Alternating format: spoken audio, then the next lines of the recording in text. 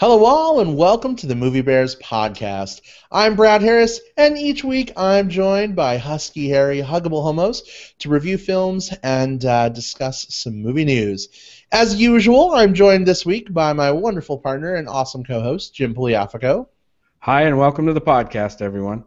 And the equally esteemable, delectable Will Lindis. Oh, that was a hell of an intro. Thanks, Brad. Thanks, Jim, and welcome back, listeners. I'm feeling complimentarily benevolent this week, I guess. Anyway, good to have you guys as usual. It's going to be a fun discussion this week. We're going to be discussing the sequel to last year's The Purge, which was a kind of a crazy discussion last year. Will, I think that was the first time you wore your bitch pants on the show. Is that right? Yeah, that was a Movie Bear podcast first. We've since busted out the bitch pants, the bitch cape, the bitch harness, bitch this, bitch that. It was probably the one of the films I came down most negatively on. So it'll be interesting, viewers. You'll get to find out whether or not I'm wearing bitch pants again tonight here in just a moment. Indeed. Jim, what would your bitch garment be? A bitch ringer tee? I don't know. At this point, I have no idea. Maybe a bitch ringer tee, or who knows, bitch jockstrap. I don't know, whatever. Oh, wow. Oh, my. Wow. I'm just going to go with the other bitch feather boa. But I feel like with bitch pants, I might be overdressed for the occasion. Oh, boy. Where's your bitch fetish wear? All right. All right. Well, before we find out if Will hated The Purge Anarchy as much as he hated The Purge, let's talk a little movie news.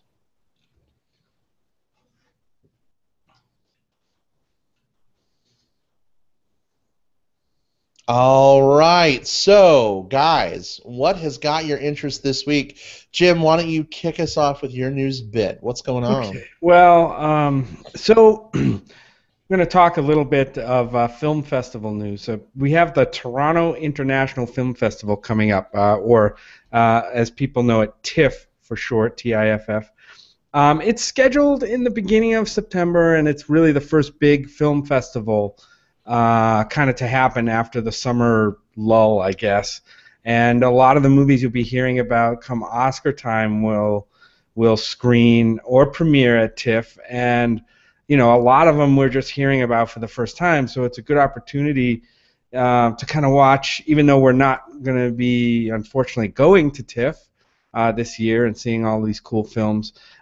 It's a good way. I kind of watch the blogs and see what the buzz is on some of these films that come out of TIFF this year.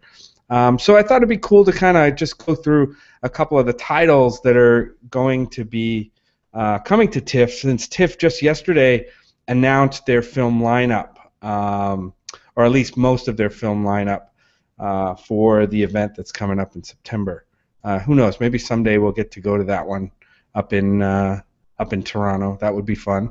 But I'm just going to run through some titles, some of which you may have heard, some of which you may have heard buzz about, some of which you may have seen trailers for. But the first one I'm going to talk about really quick, and I'm just going to touch on a few of these, is called Foxcatcher. It's a drama and a true story of an Olympic wrestling champion brothers, Mark and Dave Schultz, played by Channing Tatum and Mark Ruffalo, and they got involved with this guy John DuPont of the rich DuPont family, played by Steve Carell, who's going way against type in this role, and as we saw in films like The Way Back, we kind of dig when Mr. Carell goes against his normal, romantic comedy kind of character. So anyway, Foxcatcher is one that's getting a lot of buzz. Another one that I saw a trailer for just this week is a film called Nightcrawler. It's the story of this young, driven guy played by Jake Gyllenhaal who finds a job in the nighttime world of freelance crime journalism in L.A. And it sounds really good. I really like Jake Gyllenhaal. I like pretty much everything he does. This looks like another good opportunity for him to get some attention. Who knows? Maybe some some Oscar attention. Another one I mentioned in last week's plugs, I think, is a movie called Wild. I plugged the trailer for it. It's about this woman named Cheryl Strayed, I think her name is, played by Reese Witherspoon. She's at a crossroads of her life. She's going through a divorce. She had some death in the family, and she's kind of lost her way in life, and she's maybe into drugs or whatnot. Hard to tell from the trailer, but after a period of recklessness, and she decides to hike the 1,000-mile Pacific Crest Trail alone, with absolutely no experience, no hiking partner. Ultimately, it's a cool story about her physical and emotional journey. I saw the trailer for it. It looks really good. Maybe a chance to get Reese Witherspoon some Oscar attention. Have you guys seen any of these, the trailers or anything? Yeah, those are actually. I think we're in a great minds think alike position, Jim. Because I was thinking, like, what are the three that immediately come to mind? And actually, you hit on Foxcatcher, Nightcrawler, and Wild. So I'm excited about all three of these and a few of the other films on the lineup. Yeah, there's a couple more. Maybe quick mention. Whiplash is one. It's got Miles Teller from The Spectacular Now. I don't know if you remember him. We talked about that movie. It's also got Miles Teller plays a young jazz drummer, and he comes under the tutelage of a teacher, a really driven kind of maniac teacher, played by J.K. Simmons. And we know him from everything from Oz to commercials. He does a voice in The Legend of Korra. Can't remember the name of the character he does in that. Huh? Is it Varric, maybe? It could be. I don't remember. Could easily Google that, but I know he plays one of the characters' voices. Oh, yeah, he plays Tenzin. That's the name I was thinking of. Okay, yeah. This guy's everywhere these days, right? A great actor of our time. He's usually a character actor.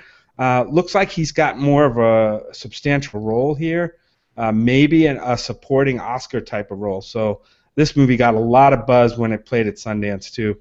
One more I'd like to mention is The Drop. It's a movie. It's James Gandolfini's last movie. It's about organized crime's use of regular New York City bars as kind of money laundering operations. Also has Tom Hardy in it. It looks to be, a good crime drama about normal people getting caught up in organized crime. Just a lot of cool movies coming out. The folks going to TIFF are going to have a chance to see these, so we're going to be kind of watching for the reviews that flow out there, and if anything really hits big, let you know. But to me, that's exciting to kind of see what movies are coming up for the end of the year that deserve more attention. And now that the festivals have started, we're going to start seeing more of them. Awesome, very cool. Will, what about you? What do you got? I'm going to talk a bit about another festival, actually, a convention. We are right on the verge of San Diego Comic-Con. Yes. And with San Diego Comic-Con comes a couple of different things. One of them is the idea that within a week's time, by this time next week, we're going to have a lot of additional new breaking movie news, because nowadays Comic-Con is one of the places where a lot of the sci-fi, blockbuster, anything at all related to mainstream or popular culture gets announced these days. So I'm looking forward to a lot of the news that's going to come out of it, and one of the things that I've got on my I'm going to be watching extremely closely list is some news, some scuttlebutt that's been circulating, not confirmed, but definitely in the rumor mill, about Benedict Cumberbatch. So Benedict Cumberbatch, he is Star Trek Into Darkness, Sherlock, The Hobbit, playing Smaug. He's one of those actors who is really on an upswing in his career right now, and he's going to be at San Diego Comic-Con to promote DreamWorks' Penguins of Madagascar. He's not been announced as being there as part of anything for The Hobbit, as being part of Sherlock. He's not on any of those panels. But there's been a lot of rumors going around that he may be cast as the titular Doctor Strange in an upcoming Marvel movie. And we will likely hear that announcement at Comic-Con if that ends up bearing fruit. I'm excited about this as a fan of the Marvel Universe. Doctor Strange, for those who don't know, he's the magic user of the Marvel Universe, the Sorcerer Supreme. He's a very arrogant but noble character who deals with all of these forces that only he really understands, no matter how much he tries to explain them to the people around him. If that sounds familiar, you're probably thinking Sherlock. Benedict Cumberbatch will be a fantastic Doctor Strange, at least on paper. So I'm really hoping this news ends up being true news, that this isn't just one of those rumors that falls flat. The fact that he's at Comic-Con promoting something smaller, like a DreamWorks film, leads me to believe that there might be some legs to this news. I don't know. What are you guys' thoughts? First of all, is Doctor Strange a villain or a superhero? Superhero. Oh, okay. Cool. Yep. Yeah, I mean, I love Benedict Cumberbatch. Matter of fact, we're going to talk about him later a little bit in plugs, for my plug too. I'll watch pretty much anything that he's in, even a Marvel, comic movie, I guess. As if you would not see a Marvel comic movie without Benedict Well, Cumberbatch. we would, but yeah, right. Uh-huh. Mm-hmm. Because that's our MO. Right. I mean, I love Benedict Cumberbatch as well. As Doctor Strange, I mean, I guess I could see it. My fear is that it's just going to be Sherlock with a cape. Which could happen, yes. Yeah.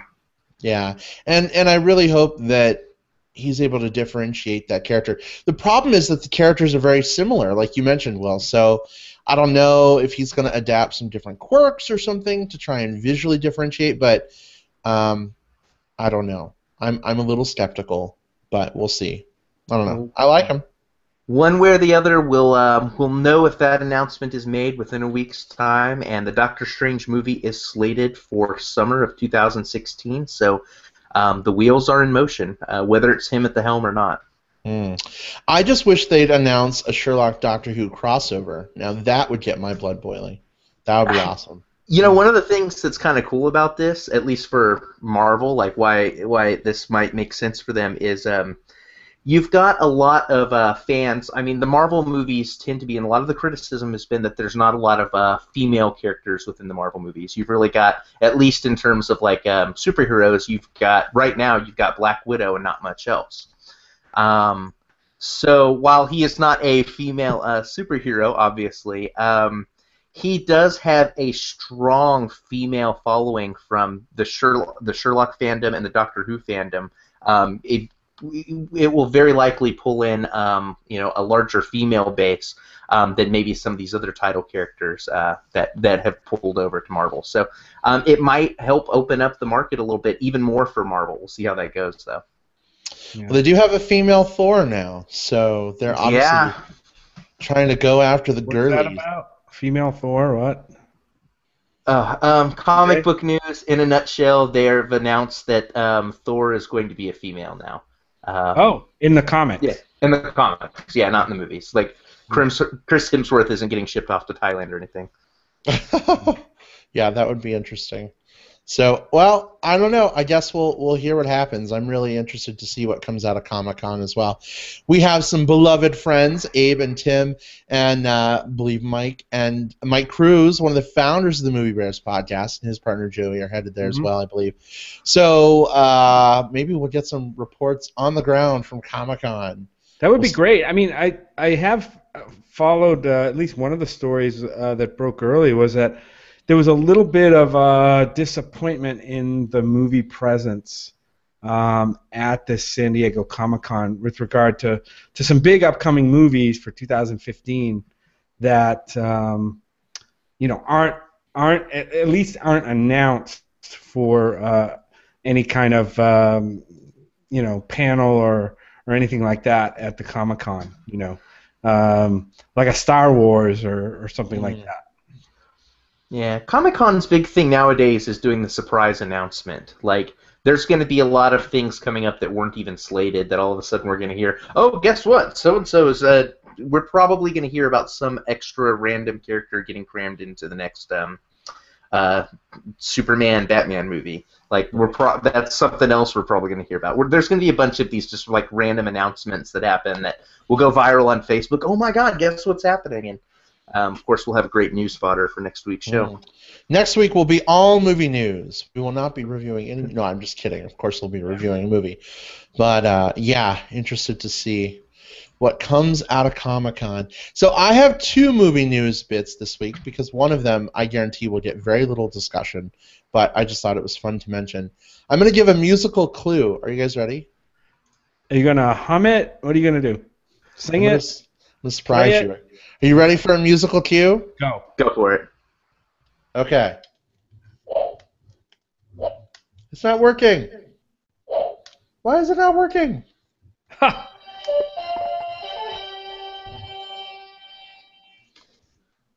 Anyway, I'm a dork. It's Power Rangers, the new Power Rangers movie.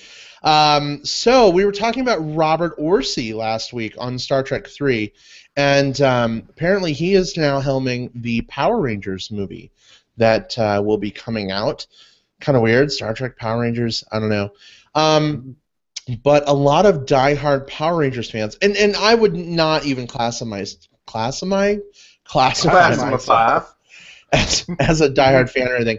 You know, it was weird. I kind of liked it as a kid, like watching it with my sister. I got really interested when the Green Ranger came on.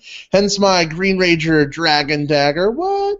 But I'm not like a huge fan of the franchise or anything. But I found it interesting that they're doing another movie. The last Power Rangers movie didn't do so great. Power Rangers Turbo or whatever the fuck it was. So they're doing it again, and so a lot of hardcore Power Rangers fans are kind of upset because they feel like, you know, Orci sort of bastardized Star Trek. They're not happy that he's going to be working on Star Trek 3.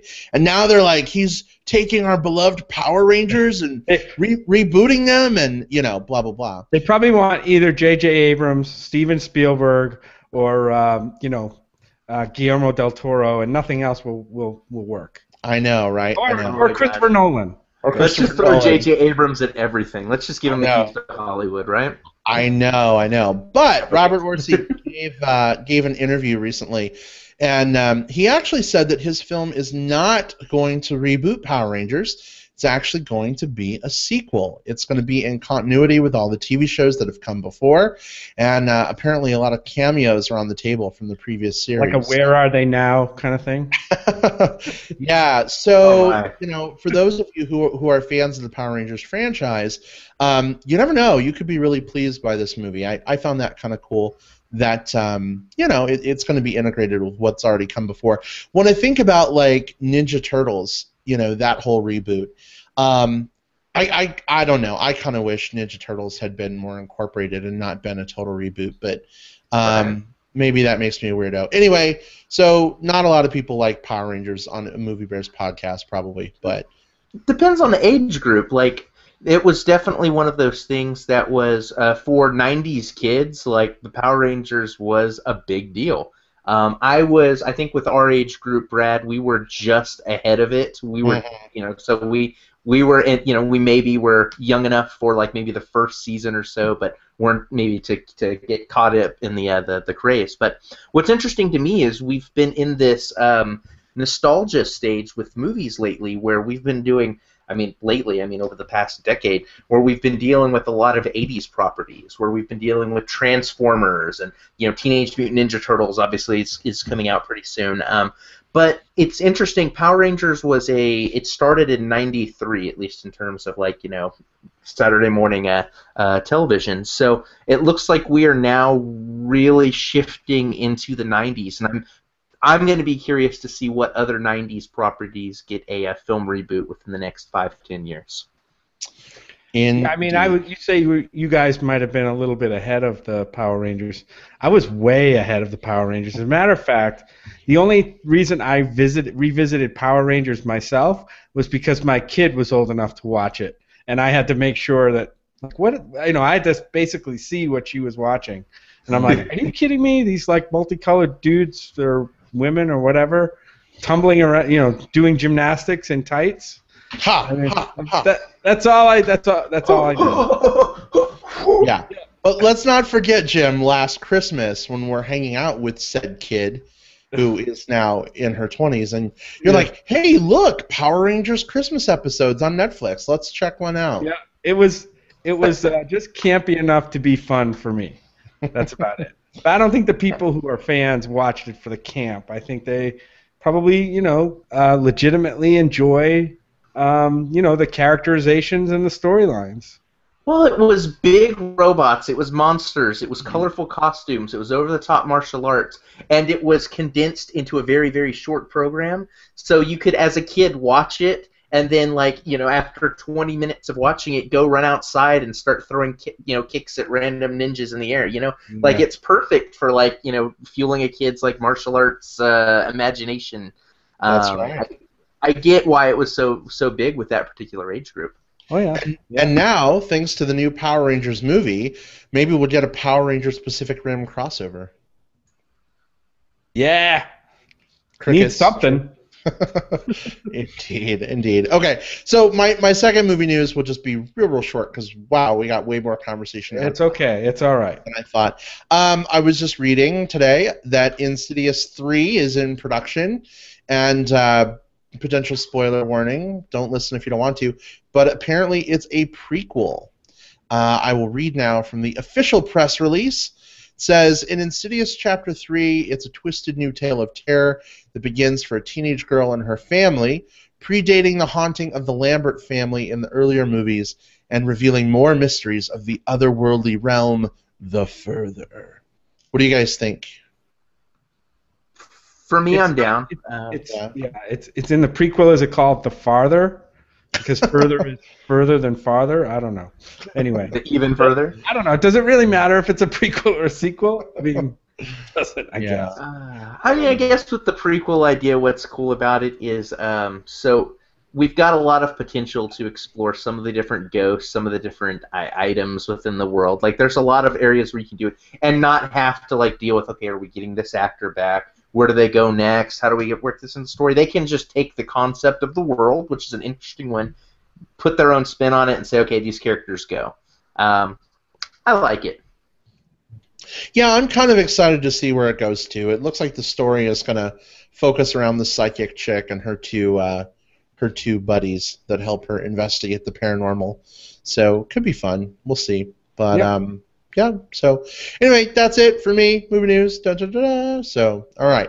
Are you guys ready to purge? Are you guys ready to go out on the streets and do some maiming and killing? Sure. Let us commence. Maiming and killing in terms of movie criticism, not for real. Right. Not for real. Yeah, okay. Anyway. Yeah, not for... Yeah, big disclaimer about that. Brad did not just condone, violence against real people, for anyone that might be listening. That is right. Yeah. Absolutely. I just had to clarify. All right, here we go. Our discussion of the Purge Anarchy.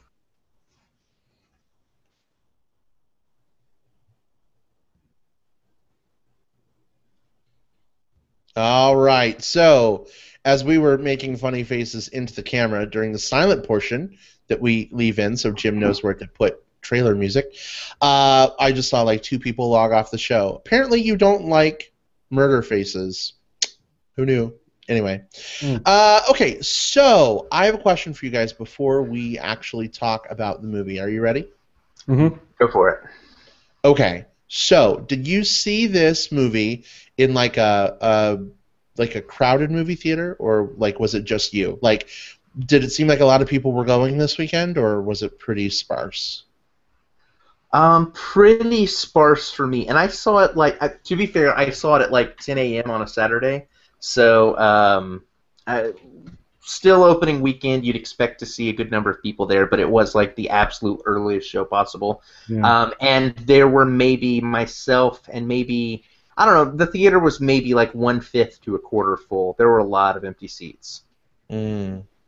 Yeah, it was the same for us, wasn't it, Brad? I mean, it was probably less than that. I mean, it was maybe a tenth full. I don't know.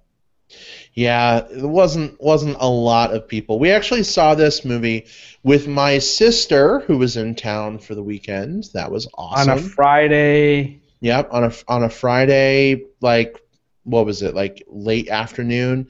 So granted, most people were probably still working, but the kids were off school. But it's a rated R movie, so anyway.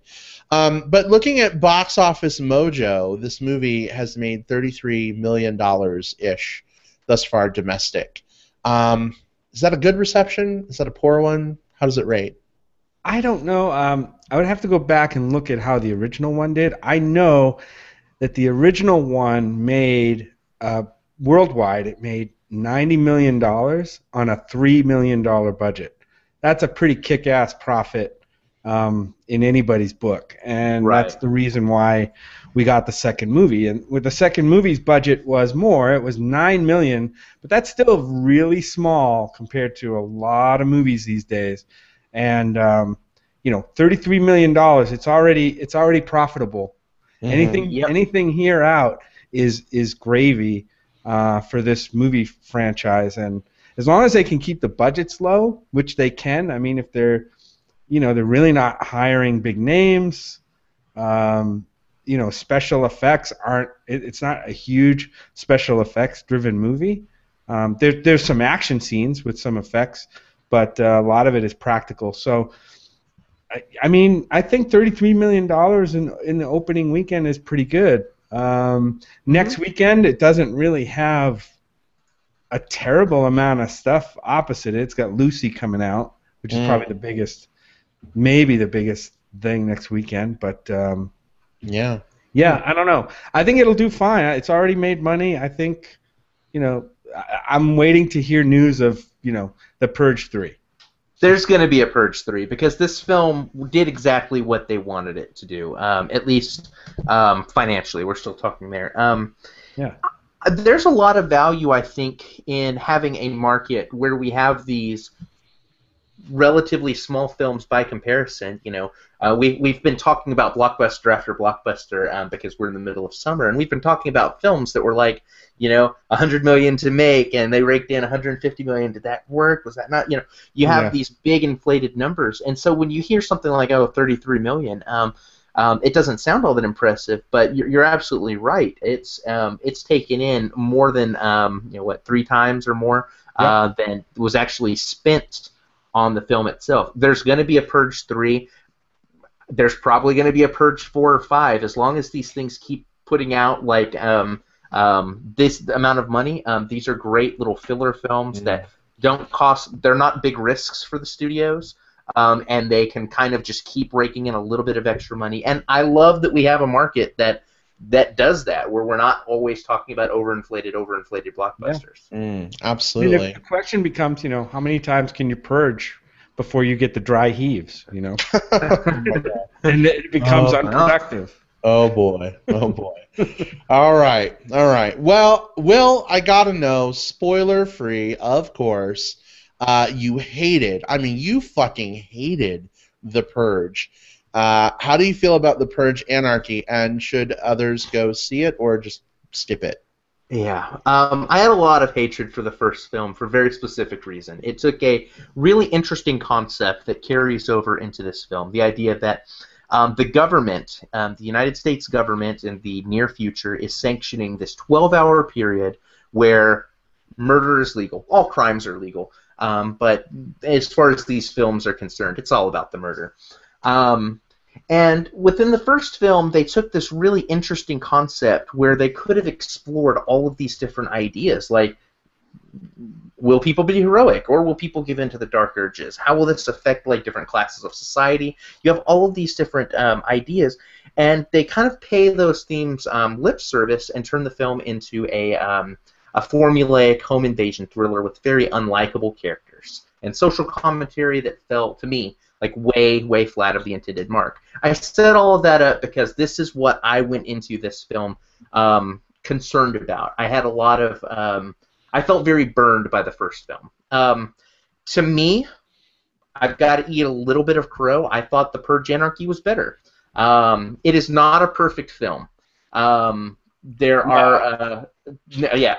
I think some of the commentary in this film is way too on the nose. Some of the main characters are not very well developed, but some of the main characters are interesting, or at least interesting enough.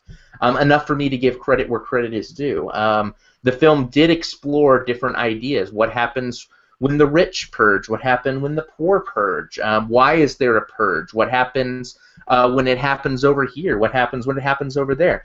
This film really became just one scenario after another, almost like a gauntlet, just throwing the characters from one situation to the next, exploring different aspects of the Purge. And for me, someone who bitched and railed so much about the first film not exploring its premise, I have to backtrack and say, hey, this film at least explored the premise a little better. Is this a you've got to rush out and see it right away film? No. Is this the perfect film for someone who likes horror films? No, because whereas the first one was a horror flick, I would say that this one was actually more of an action thriller. And to its credit, I think that was probably the direction the first film should have gone. This is where the franchise, I think, wants to be, and we'll probably see more films exploring kind of this angle of things, with this kind of approach. So, should you go see it in theaters? No, but if you are looking for, if you just want to see, if you're in the mood for, senseless violence in a film, it delivers, and it delivers well enough. So, I'm not going to come down and say this is a terrible film. This is not going to make any of my worst of this year. I like this film better than a lot of the films that we've talked about this year. So, very middle of the road, which is way, way, way better than I was expecting it to be. Awesome. Hey, Jim, I'm kind of having some cravings for Apple Jacks and senseless violets. Can we go to the grocery store and get out on the streets? Yeah, sure. Go for it. Just kidding. Interesting to hear you say that, Will, because last time, and I actually went back today and listened to a little bit of some of your complaints about the first movie way, way back in episode 21 or whatever it was. And one of the things that you had said, I'm going to throw your own words back at you, was that the premise was great, but because we stayed in that house the whole time, we really didn't get to really see. Family. Yeah. Fuck you, Ethan Hawke. We didn't really get to see, the world of the Purge, right? We were just in one little itty-bitty corner of it. And at the time, I'm, defending and being like, no, but this is awesome because, blah, blah, blah. But now it's like after having seen this movie, I guess I can kind of see where you were coming from. So I have to backtrack a little bit and be like, you know what, you're right. And that's one of the reasons I'm glad this movie isn't set in, one location only. Right. Yeah. Jim, what did you think? Yeah, I think I'm kind of in the same place Will is, although I didn't hate the first movie as much as he did.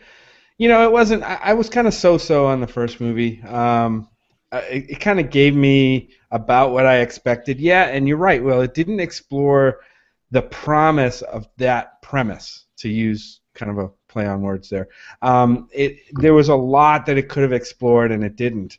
I think this is definitely a worthy sequel, though, to the first movie. And, I think that while it, like you said, it's not a great movie, this follow-up was probably a step or a half a step in the right direction if they're going to continue this franchise, which we've already mentioned that they probably will.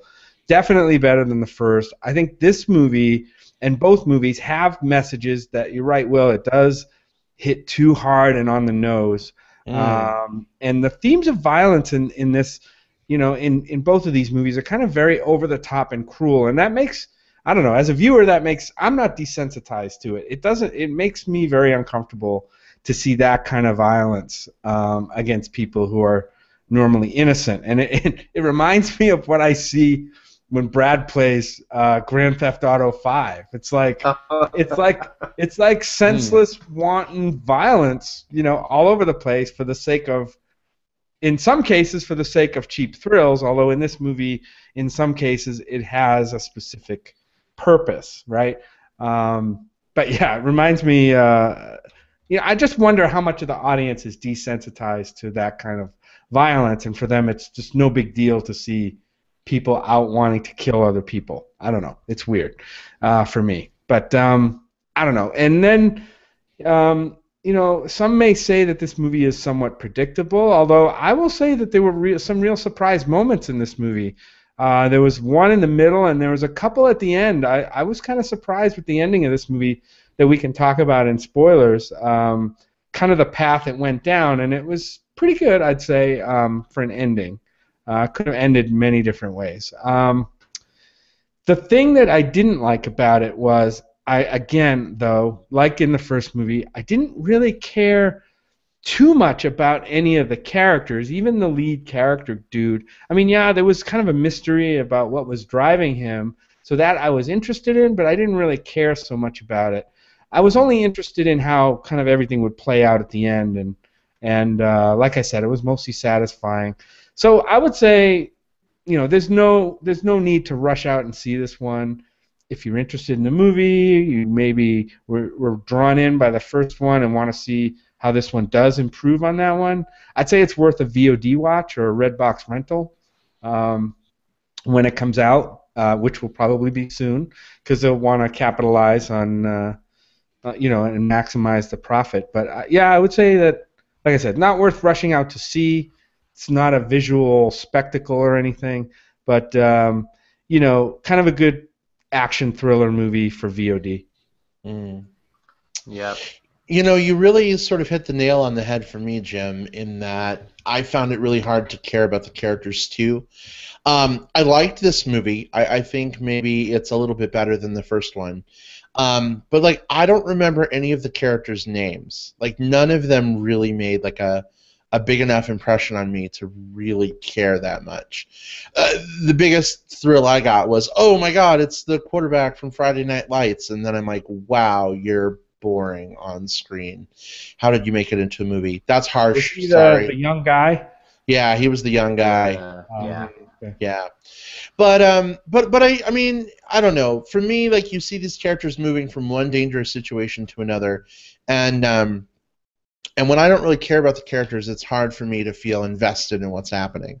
So, analytically, I'm like, wow, this world of the Purge is cool. Look at all this random, crap happening. And then I find myself wondering, oh, this dude in, the butcher's apron with a gun, who is he in his normal life? Is he maybe, a family veterinarian? And that's the part that's really interesting to me, is the normal world that becomes this world of the Purge. But in terms of the central characters and what's going on, not so much. I totally agree with the point about hitting things a little too nail on the head, including the Malcolm X Revolution character thing. We'll talk more about this stuff. Samuel L. Jackson Revolution? Yeah, right. Samuel L. Jackson. The poor man's Samuel L. Jackson Revolution. Right. Some of the things that this movie does with ideas of race and poverty and crime, and I don't know that I'm comfortable with some of the directions that they took, choices that they made. But I don't know. As a movie, I found it really entertaining. I would certainly see a Purge 3, that's for sure. But I almost feel like this movie had too many characters, and maybe that's part of why we didn't get as much fleshing out as would have been good. Should this film have purged some of its characters? I think this film should have purged some of its characters. In fact, if I were in the film, I would have purged some of its characters, probably. I would have too. In fact, of the 5, when we get into spoilers, I'll say who. But there's basically 5 leads, and you could have easily cut 2 of them out and then further developed the 3 remaining. I agree, and that would have made it a much tighter film overall. Before we get into spoilers, I know which 2 you're going for, Will, I think. Yeah. Before we get into spoilers, I have one more question. I asked it last year. That's awesome that we've been doing this over here. Anyway, blah, blah, blah. And that question, is the same as it was last year. Having seen this movie, do you think that you would, if you lived in this world, would you go out and participate in the Purge, either as a purger or as a vigilante hero to save people from being purged? Oh, man. Obviously not as a purger. I mean... No, yeah. I don't think I'd be a purger.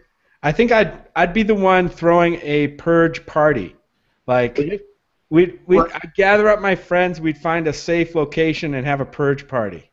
I would be careful about that. At least if we lived in the world of the Purge, like you get enough people together, and like someone's just gonna flip and be like, "Hey Jim, what's in this punch? I'm gonna murder everybody." Exactly. That'll be the same shirt. That might be the next movie. You never know. Yeah, right. About all these people who 3-player pool party. About what all these people do. Yeah. Well, that was kind of the first movie, right? Like, what do these people do to avoid the Purge, right? They barricade their houses and stuff like that. And Brad and I were talking on the way home, like, what would you do if the Purge was real in order to ensure yourself safe?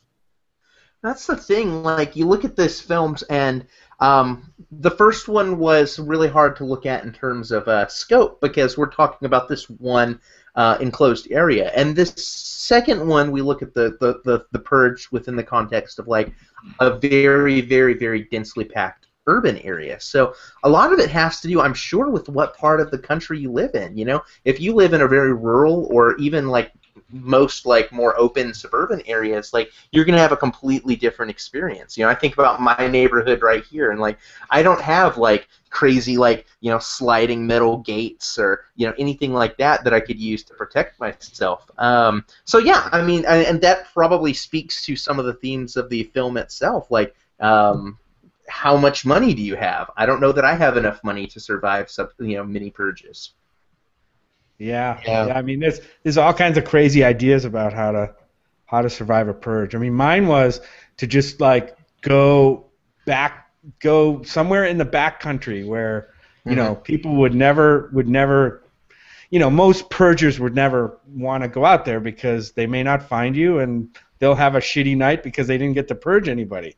They're going to stay in a target-rich environment, right? Like a urban area. So I'd do that, or I'd go out on a boat somewhere. Camp in a cornfield. The Purge, naked and afraid. It's like maybe you don't have a lot of money, but maybe you have some money, enough to where you can take one trip overseas per year, and like it's like that would be the one time it's like, okay, I'm going to fly to. Or maybe not even overseas. It's like I'm going to go visit friends in Canada for the week. Assuming this is only a U.S. thing, apparently, right? Right. And what we don't know, and this is area that they could easily explore, like in a subsequent film. That's why this premise is so rich, because we have this like new founding fathers who have instituted this new guidelines, like. What are relationships with other countries? Like, what does the UN feel about the Purge? I mean, we keep joking about like, oh, when the Purge 3 and the Purge 4, but I mean, in all honesty, they can just pick one little like what if story, and boom, you've got a movie. Yeah, that is very true. That's very true. Yep. So, all right. Well, are we ready to go into spoilers? Sure. Are we ready to move on? Sure. Lock and load. All right, here we go into spoiler territory. If you want to be protected from spoilers, now is your chance to either step away from the live broadcast or hit your pause button, go see the movie, and come back if you're listening on iTunes or Stitcher, or I guess just fast forward about 20 minutes or so and catch our plugs because we have awesome plugs. But spoilers are officially... fair game. What did you guys think of the Purge mobile? The vigilante dude with his Batmobile. It's a piece of crap. It lasted like 10 minutes.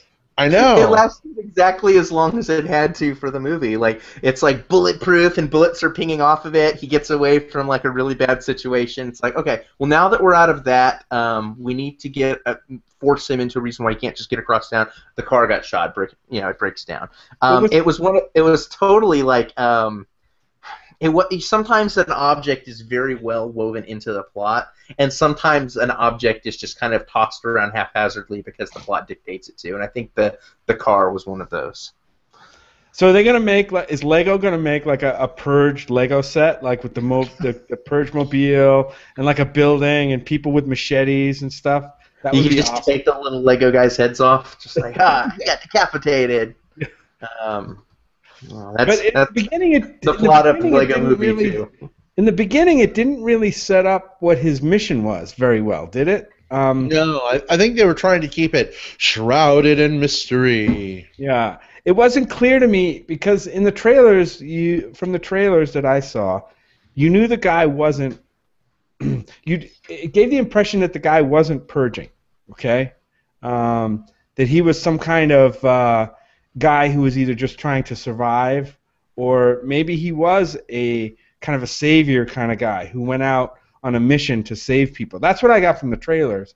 And then in the movie, of course, it's kind of totally different. He's kind of playing both sides, right? He's trying to save himself and some of the people he ends up with, but really he has a mission to purge someone, right, at the end. That was his main goal. And I kind of like how at the end it kind of subverted that whole thing, and you weren't really sure what was happening at the end. For instance, when the guy's name was Sergeant, I guess. I don't remember. Yeah, his name was Sergeant. Yep, Sergeant. Maybe he was a sergeant. I don't know. But anyway, played by actor Frank Grillo, who looked familiar, but I couldn't really place him. I don't know what else he's been in, but he's an interesting guy. One of the things I was reading about him is that he actually was one of those like late in life converts to acting. Like he was he isn't a guy who's been in and out of this for years. Like he went in, he did some like high school acting and stuff like that, but he went off other directions and then doubled back around. But I mean, this is a guy he's been in like he had a part in Captain America: Winter Soldier. He had a part in Zero Dark 30. Gotcha. Things like that. He's been around fairly recently. And that's how these movies have kept their budgets down, right? I mean, if they had hired the real Samuel L. Jackson to play the anti-purge resistance leader dude, then the movie budget would have been over $10 million, way over $10 million. So, but which is good. I mean, I don't mind seeing other actors get a chance. The only other actor that I recognized was one of the minor actors who played Tanya. Was it Tanya? She played Tanya, the girl's sister or something like that. Who had the car? The one who had the car. Machado. Yeah, from 6 Feet Under. She was played Vanessa Diaz, right? Federico's wife. Right? Federico Diaz's wife. Yeah.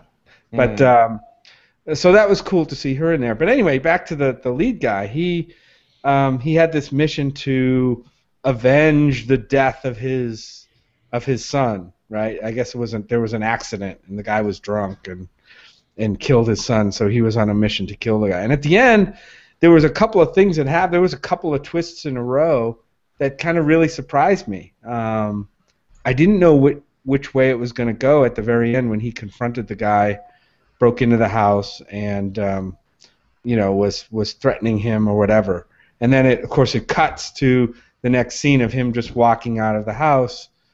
You have no idea what happened, and then bullets fly, and then you don't know.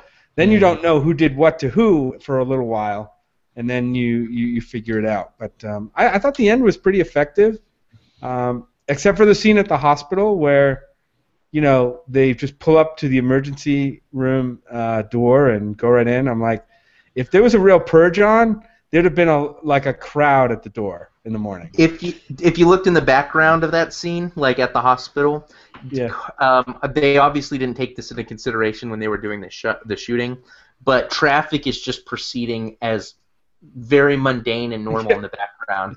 And I mean, just think like this is the same street, or maybe not the same street, but the same city where 3 or 4 hours earlier, flaming buses and like tricked out jeeps with machine guns and flamethrowers, dead bodies all over the streets. Like, I doubt that you're just gonna get your kids, jump in the van and take them off to soccer practice as if nothing had happened. Well, within an hour of the purge being over, you'd expect there'd be like a cleanup period or something, or traffic jams or whatever.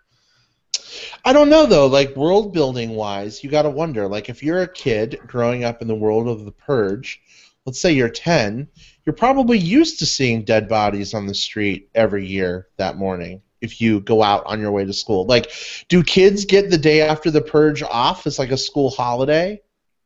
Maybe. I would think so. I Unless mean, you, it's weird though, because even I don't within the know. context of this movie, like and the previous one, we've really seen the kid in this one and the two kids in the previous one, and all of them seemed very fearful and frightened of the Purge. So it's really hard to nail down. I think you're right. Like I think after a while, people would be more desensitized to it than anything else. The films haven't really shown us enough of that. Like the only people that seem desensitized to it are like the super wealthy purgers.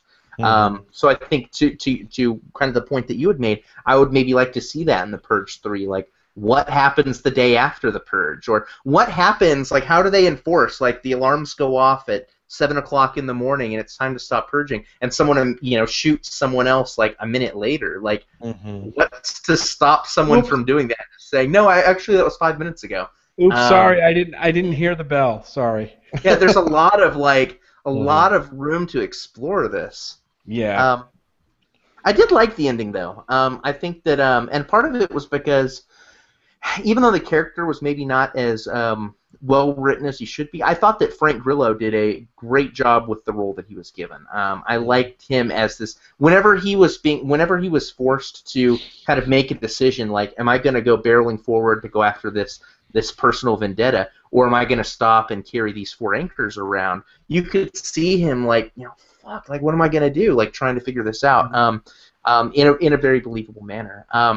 I also think that if Marvel ever does another Punisher movie, get this guy in the lead role. Totally. This is the best Punisher movie I've ever seen. Yeah, he would totally be great at that. I'm down. Sign me up, Marvel. Take my money.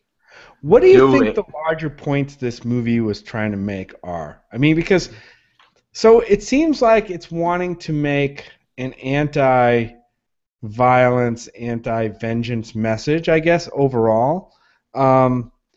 But it kind of so I don't know what it says about people and about society. Does it say that we are inherently violent and that's the way we're going to revert? Or does it say we are inherently good? Because I think it's trying to walk both sides of the fence there. I think it wants to say that, yeah, we're inherently violent society, we're gun happy and killing happy and vengeance happy, and then it has this guy Grillo who exhibits kind of the opposite at the end of the movie. Like, hey, he really is a good guy. He's a human and he really doesn't want to kill somebody. Mm-hmm. I'm trying. I struggle with that. The way the movie is trying to sell both views. You're really taking me back to Psychology 101. Like I remember chats, about like Thomas Hobbes, the philosopher. Is man inherently good? Is man inherently evil? I remember all of those debates in class. I think there is certainly some of that here. Although I think the major point that I really, at least for me, that I really got from this film, really came down to class and the way the government manipulates class. The Purge was instituted as kind of a smokescreen. That's what the film's message, I think, is. It's like, hey, this is the way for you to get out those bad feelings. But ultimately, what the government wants to do is it wants to get rid of the undesirables. Poverty is real low. Unemployment is really low, not because people are more motivated and making more money and all of these things. They're dead. Because the poor are killing each other and the rich are killing the poor. Everyone kills the poor in this. The poor kill the poor. The rich kill the poor. And when not enough people are being purged, the government pulls up in vans and they also subsidize. They even use that phrase, and I chuckled. They subsidize the purge with additional killing. So to me, it's a film that's very distrustful of broad government sanctions. It kind of tells people, hey, be wary of what your government is doing, and be not from like a revolutionary standpoint, although there's some of that, but more from a just be mindful of like what this might be doing to the people above you and below you in status. Follow the money, so to speak. And I found that so interesting in this film in terms of world building, because now we have this revelation that the government is participating in the purge. And I didn't even think about that in the last movie. I'm like, I'm sure the government is like getting ready for the next morning to get the fire trucks out and, dealing with all the civil, issues that are going to result from this. And now it's like, holy shit, like they're going out and killing too. And it kind of cracks open this world a little more, and it concerns me for people who live in this world that the government is keeping lists and deciding who lives and who dies. And I don't know, what did you guys think about the whole like revolutionary force against the government thing? I think it's a good thing to explore, because that was one of the first questions I had about the first movie. It's like, seriously, there's got to be people out there who think this is a pretty awful idea of Right. people running around and indiscriminately killing people. And where are they? Where are they represented in this movie, other than holed up in the house but behind gates, shivering with fear? It was good. I wish they had explored that aspect of this this anti-purge resistance movement a little bit more. I wish it wasn't so, what's the word I'm looking for? Simplistic. Like, it's just, okay, we're this paramilitary resistance operation. There were also some race overtones there that I wasn't quite sure what the movie was trying to say there. Yeah. But it kind of bothered me a little bit, the way that was set up. But almost like other races weren't, were not on board with the anti-purge thing. I don't know, but I just wish that was explored a little bit more, and maybe it will be in the next movie. So that's kind of what I'm looking forward to seeing happening in the next movie. They explore some of that a little bit more. Yeah, I'm right there with you. I thought that I'm glad that they explored it. I think that this was a weak spot in the film. I don't think they explored it effectively. Part of this is because this paramilitary group is mostly behind the scenes. Like, you hear about it from characters, or you see things written on walls, or you watch little video clips about them, until a few times they're required to show up in the film just as kind of a deus ex machina, just to get the main characters out of a bad situation. And I didn't necessarily like that. I didn't get a chance to really explore, like, I mean, I get why I get why this anti-government group is doing what they're doing. They don't want to be purged. They understand that, it's class warfare that's disguised. But what I didn't get a good feel of is any of the more complexities within them. Like, what is their plan? Just to, like, go around shooting at things that start shooting at them? Like, what is their overall arcing plan? And maybe this isn't the film for that. Maybe this is like, we've talked a lot about Marvel movies in this. Maybe this is world building. This is the setup so that in the next one it deals with the revolutionary group in more detail. But at least in terms of how it worked within this one film as a unit, I thought that group, there was something missing in the execution. This could be, this could grow to, like, the Purge version of Star Wars, with the Empire against the rebel forces. I never know. It could definitely go that way. And all of a sudden, all these like Buddhist anti-purge monks show up, and they have like flaming. Yeah. But I thought it was interesting the way this movie, like, as soon as the purge starts, people kind of congregate into different groups, right? You have the rich, predominantly white, predominantly older groups who are, all they do is sit around, have dinner parties, and pay people to, they pay money to purge people, basically. They have killing parties. And then you have this anti-purge resistance group who are trying to bring down the whole system and the purge. And then you have these other kind of opportunistic groups on the street who are actually working to round up people and make money by human trafficking people into the purge. The dudes with the masks and the machetes, right? Yep. Yep. And so I think it's kind of interesting that it's starting to set up these kind of like really twisted purge society that happens, once a year on one night. It's very strange.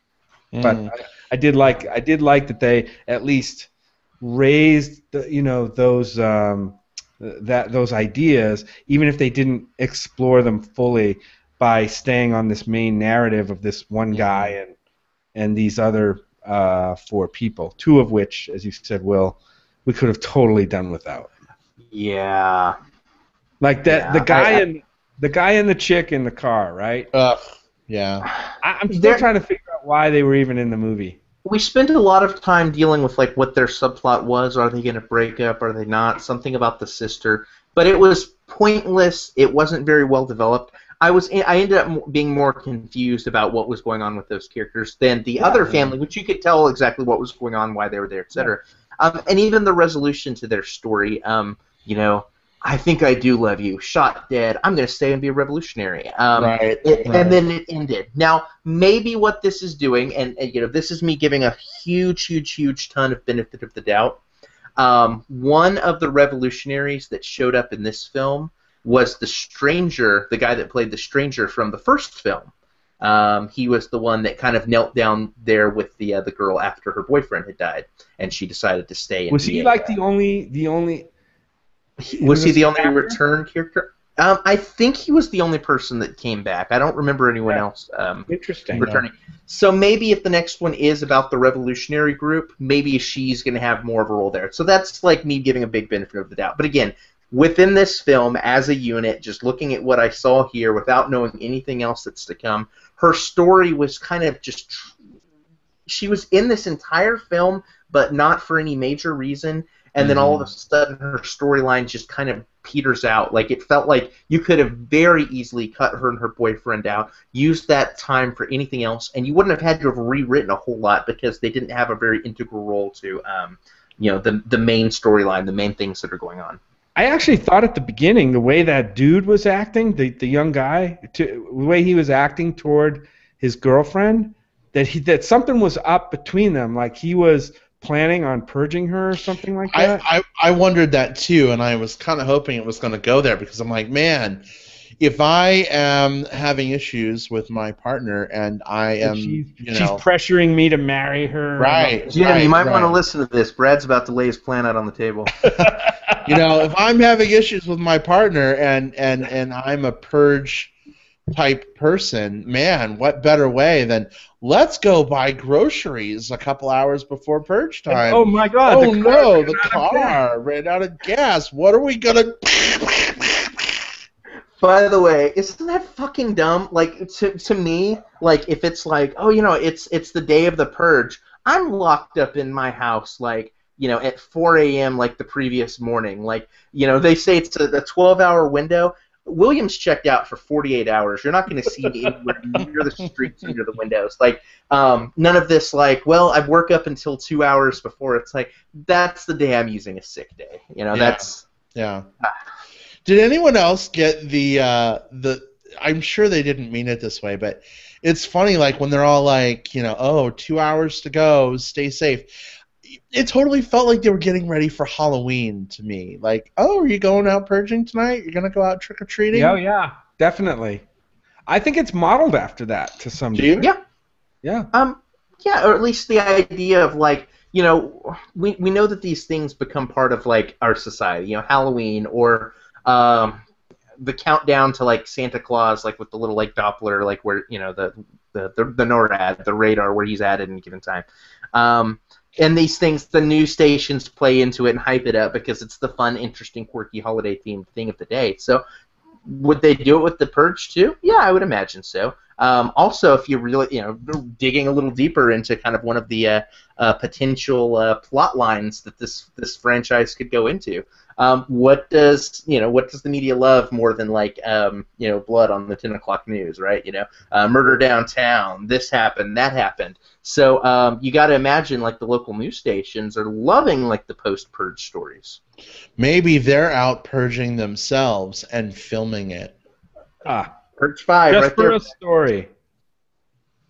Hey, the other thing I liked about this movie, there was a scene where the whole group goes to the friend's house, and Yes. they're kind of boarded up in their house, and you knew right from the get-go. I mean, the tension in that scene was really good. You just didn't know what was going to happen. Like, I had no idea who was. You knew somebody was going to die and shit was going to go down, but you didn't know whether what's her name in the red dress was flipping out because she was in the bathroom taking pills and. It was totally the red wedding of the Purge. Yeah, well, they tried to be, and I think they set up a good amount of tension. You knew something was going to happen, you just didn't know what and when and who was gonna do it. And when it happened, it was pretty cool. I wish they had played it up a little bit more because I don't know if they made her intentions for purging very clear in the scene or during when she started. Yeah, the reason she ended up shooting was it turns out that that's there's a lot to unpack there. So the whole group is holed up with one of their friends and their whole family. So the friend, we find out, has been sleeping with her sister's husband or boyfriend, and the sister had found out about it by reading I forget text messages or emails or something, and she was seeing kind of the way they were interacting, and so it became kind of a this is what might be in any other world just like a crime of passion. Family, type of thing, that kind of boils up. It just so happens that it's in the middle of the Purge, and what I guess the commentary that you could take away from that is this is the type of person who is probably right on the border of snapping because of some things that were happening in her personal life, and the only thing that may have prevented her from doing so in normal world would have been the law. So without that as the last little gate, the last little filter, she was able to proceed. Yeah, I kind of like that scene. Yeah, and it feeds into. I'm sorry, Brad. Go ahead. No. Go ahead. What were you gonna say? Well, it feeds into what you were saying, Will. That this movie did explore more aspects of the Purge. Right. This was another whole scene that they stumbled in. Somebody who had a whole different reason to be out purge or to want to participate in the Purge. You had the sniper on the roof. You had the government out killing people. Just different. It just viewed it from different aspects, not just one home invasion scenario, and I think that's why this movie is considered more successful than the first, story-wise.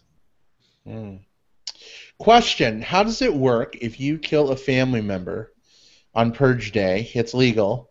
The next day, is the family just supposed to be like, "Hey, how are you?" Like, are they supposed to accept you back again because murder was legal?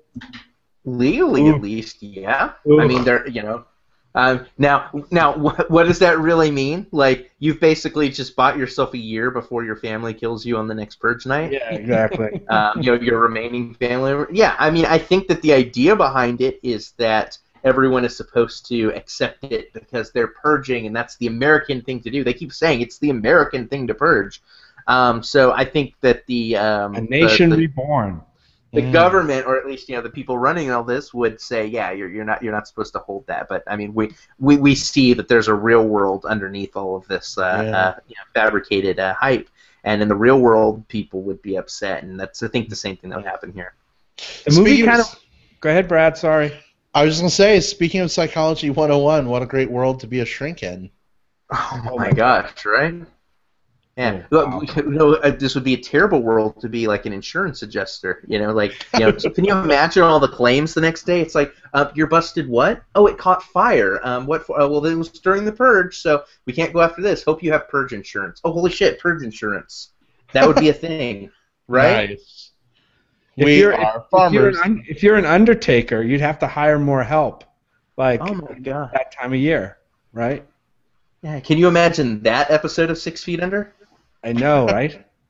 What were you going to say, Jim? I was going to say the movie went out of its way to kind of protect or to portray that this was a very nondescript city, a non-specific city.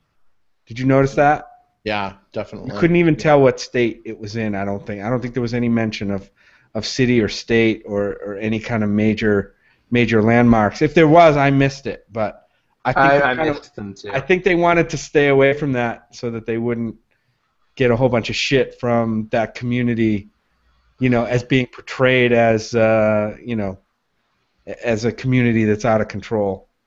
Well, community out of control plus like explosions and just like, can you imagine? I mean, if they had set it in a real, in a very recognizable area and blown up, because they would have been tempted to do this, like blown up something very recognizable. All of a sudden now that puts, that starts to get into very uncomfortable territory, being as that we in our own real world, have had things like that happen, New York, Boston, etc. And I think that as this film is just like a kind of a fantasy world where we're supposed to just go in and have fun with it, that would be a very uncomfortable reminder that would have kind of taken away just the glee of the action, Yeah. Indeed. Well, we do know it was a city with a subway. That's true. That narrows things down. Yeah. No, I mean, it does. It does. Yeah, there aren't that many cities with subways. Yeah. All right. Well, I think we're drawing to a close on our Purge discussion. It's interesting. This movie has so many like psychological asterisks on all these different things. Like, it's weird, but I come from a political philosophy background. So, Will, I'm right there with you with Locke and Hobbes and really Machiavelli for me in this world. Machiavelli would be a Purge hero. But for a little namby-pamby movie that was made for $9 million, I think we've talked more about this movie than we have movies that cost $150 million. And I think it's so interesting that a movie like this can raise so many questions, even though it's not like a big powerhouse. So I appreciate that. But, yeah. All right. Are we ready to move on to some plugs, guys? I think so, yeah. All right. Jim, give us your plug. All right. I got 2 plugs this week. I'll try to be quick. One is a documentary that I just caught called The Battered Bastards of Baseball. It is a brand new documentary about how in 1973 a guy named Bing Russell, who is also known, he's known for playing on Bonanza. He played the deputy Clem on Bonanza, and he is also Kurt Russell's dad.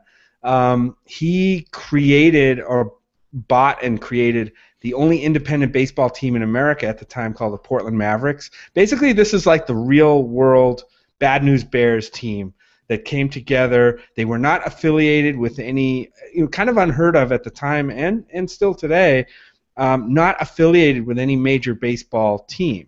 They weren't a AAA team for anybody. They were very independent. But it's really about about the team and the players on the team. They did some innovative things. They had the first female general manager in baseball. They had an amazing record for an independent team. They beat a lot of farm teams for some of these major baseball teams, big league baseball teams, I should play. They inspired one of the America's most known bubblegum candy, Big League Chew, came out of that team. And it's really about the love of baseball from Bing Russell, who was an amazing character, and it's a really cool and interesting story, well told, which is all I'm looking for out of a documentary. So if you have a chance to watch it, Kurt Russell is in it. He was on the team also. He played on the team and was the team's vice president for a while. So it's pretty interesting how kind of acting and baseball kind of cross over in this movie. Anyway, it's called The Battered Bastards of Baseball. It's on Netflix right now if you got it. If you got time to check out a good documentary, go ahead and do that. The other plug I have is a trailer I watched. We mentioned Benedict Cumberbatch earlier. A trailer was just, 2 trailers actually were just released for a movie called The Imitation Game. It's a... I saw both of the trailers. It looks really interesting. It's a story of Alan Turing. I don't know if you guys know that name, but he was a genius British cryptologist and computer scientist, and he was credited with cracking the German Enigma codes that the Germans were using to communicate. during the attacks on Allied ships in World War II. He was the one who, the genius who kind of came up with the system to decrypt the messages that the Germans were sending and thwart a lot of attacks in World War II. He was also, after that, he was also prosecuted by the UK government in 1952 for illegal homosexual acts, which at the time were illegal, and he was subjected to either jail or hormone treatments at the time. Anyway, he died at a pretty young age. They say maybe suicide or depression. They're not quite sure, but it was mysterious circumstances. But definitely check the trailers out, guys. Cumberbatch looks amazing in this movie. It definitely has some LGBT interest. It has historical interest, and it looks like he does an amazing job. Could even be a possible actor in a lead role Oscar nomination. So check out those trailers. It's called The Imitation Game. Awesome. Thank you. Will, how about you? Yeah, actually, a quick note, Imitation Game's also going to be at TIFF, so that's another one that we should be hearing about pretty soon. Right. It's in that same lineup. Yeah, mine is actually, my plug is another Netflix movie. It's one that I heard some buzz about at last year's at a film festival I went to last year that I did not get a chance to actually screen myself, so I was happy to see it once it hit Netflix. It's called Journey to the West, and it's a Stephen Chow movie. Stephen Chow is the filmmaker who made Kung Fu Hustle and Shaolin Soccer. Very over-the-top, high-energy Kung Fu flicks that rely on a heavy amount of comedy. This one's all about this Buddhist who's trying his hand at being a demon hunter. And specifically, he tries to protect this village from these 3 different, very unique, very interesting demons, all while dealing with his feelings for this rival demon hunter, who is kind of one-ups him all throughout the setup. This is a comedy. It's an action flick. Lots of big, over-the-top situations, zany resolutions to the conflict. What I like so much about it, and the reason I recommend it, is it's very light fare, which I felt was a good watch for me because I feel like I've been watching. Well, after the Purge, definitely after the Purge. Even a lot of the blockbusters, like one of the big things that you see nowadays with blockbusters is like usually the third act gets into some really dark territory before like some sort of heroic save at the end. Is so and so gonna die? Will the Transformers make it? What have you? And this one never quite feels as dire, even though it goes into some different territory. That's just it has stakes. It has big stakes, but it never leaves you feeling depleted or just kind of bummed or anything like that. So it's a very good light watch with fun action, fun stakes. Definitely think you should check it out. It's Journey to the West on Netflix. Awesome. Yeah, Brad, we saw Kung Fu Hustle, I remember. We did, with our good friend David Patrick, who has been on the Movie Bears podcast before. Yeah, I kind of like that movie. I never saw Shaolin Soccer, but I'll definitely have to put that one on my list to check out. Indeed. Right. For me, 2 quick plugs this week. We were talking about Comic-Con. Star Wars Episode 7 really won't be much at Comic-Con, but there is going to be a big presence for the new TV series premiering in October, Star Wars Rebels. It's the follow-up series to Star Wars The Clone Wars. And it basically takes place between episodes 3 and 4 and details the origination of the rebellion. A new trailer for this dropped out, about 2 minutes long. Dropped. It's about 2 minutes long, and wasn't that enthralled with the first sort of teaser that came out. But after seeing this trailer, I'm really excited about this series. So premieres in October. Check it out. I will put a link in the show notes. And then the other one that I have, just real quick, Holy God, The Legend of Korra this season has been amazing. Will, do you watch that one at all? I haven't watched Korra. I finished Avatar, but I haven't found free streaming for Korra on like Netflix or anything like that. So I'm a season behind. Gotcha. At this point too. Gotcha. Well, I will not spoil you, but after some really highs and some low lows last season.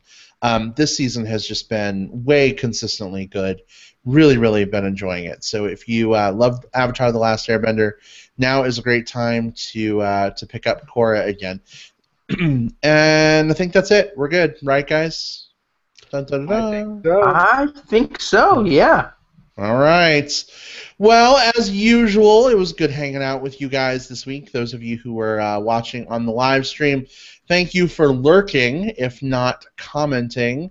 And to those of you who are listening in iTunes and Stitcher Radio, it's a couple days after I actually had this conversation. Whoa, did that just warp your mind? Probably not. Anyway, as usual, you can find all of our past episodes on MovieBearsPodcast.com or in iTunes and Stitcher Radio. And we are looking to do a contest here really soon to give away some more T-shirts. So if you are interested in coming on to the show and maybe doing a little Movie Bear trivia with us, definitely shoot us an email at moviebearspodcast@gmail.com. Typically, we record the show Tuesday evenings at 9 p.m. Pacific time. So if you are available, shoot us an email and we'll set something up. And you can get a really awesome Movie Bears Podcast t-shirt that's gathering dust in a box in a room right now. So we need to get those things Break that shit out. That's right. That's right. Have a good one, everyone. And in terms of next week, guys, I don't know. Lucy, maybe? I don't know. We got to talk about it. Probably Lucy. Probably Lucy. Well, we'll talk. Lucy. How can you go wrong with ScarJo using the Force to throw people around, right? Right? Yeah. Right. Well, It's probably yeah. It's probably a train wreck. We'll see. Maybe Morgan Freeman will save it, but who knows? Luc Besson is like the he director. saved It might be all right. The normal person uses 10% of his brain to get busy living or get busy dying. Anyway, that was an awful Morgan Freeman impression. Good night, everyone. See you next week. Bye. Bye. Bye-bye.